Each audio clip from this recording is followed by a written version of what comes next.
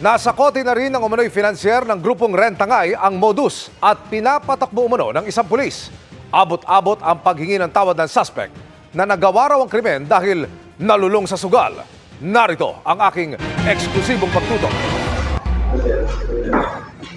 Ang malakas na volume ng TV mula sa kwarto sa itaas.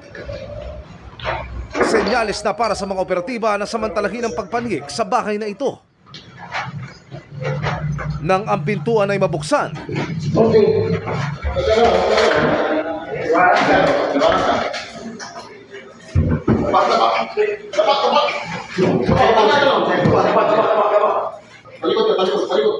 inabutan nilang nakahiga sa kama ang target na inisyuhan ng 4 na warrant of arrest ng korte sa mga kasong carnapping at estafa. Siya ang tinuturo ng PNP Highway Patrol Group Task Force Limbas na isa sa nagpapagalaw ng Rentangay criminal gang na nasa likod umano ng nasa mahigit 100 sasakyang nawawala ngayon. Isa po siyang financer at saka siya po yung may contact sa leader ng grupo. Karamihan po ng mga naging biktima nila ay mga teacher po at saka yun pong mga OFW na madali pong maengganyo upang mag-loan ng sasakyan, kumuha ng sasakyan through financing. Isa ang 42 anyos na guro mula sa Mindoro na si Sylvia, hindi niya tunay na pangalan, sa mga natangayan ng sasakyan ng suspect. Brand new raw ang kanyang sasakyan. For 3 days lang, na doon lang po sa around Oriental Mindoro. Ang offer po niya sa akin is 2,000 a day. So 6,000. Kumbaga, nung time na yon, magtutuition po yung anak ko. So nangangailangan ako ng pera.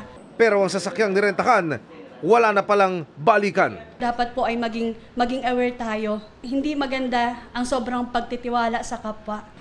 Sabi ng HPG, konektado ang suspect sa isang police lieutenant colonel at 2 babaeng nahuli ng HPG kamakailan na naipalabas na rin ng GMA Integrated News. Pag ang presyo ng sasakyan ay hindi po naaakma doon sa market value, isa na po yung red flag. At wag po kayong makakalimot na kumonsulta sa mga kaukulang ahensya ng gobyerno. Ang suspect aminado sa kanyang krimen. Ako po yung tagakuha ng sasakyan. Ako po yung direct na nakikiusap sa mga car owners.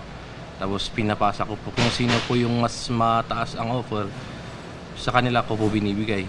Humingi siya ng tawad sa kanyang mga nabiktima. Nakakonsensya po sir, pero may pangangailangan, nalulungo ako sa sugal. Kaya medyo naghanap ko ng madaling pagkakitaan. Kaya pinatulan ko yung commission na 50,000, pag every kada sasakyan na makuha ko, 30,000. Handa po akong makipagtulungan sa mga pulis para yung mga pwedeng ma-recover.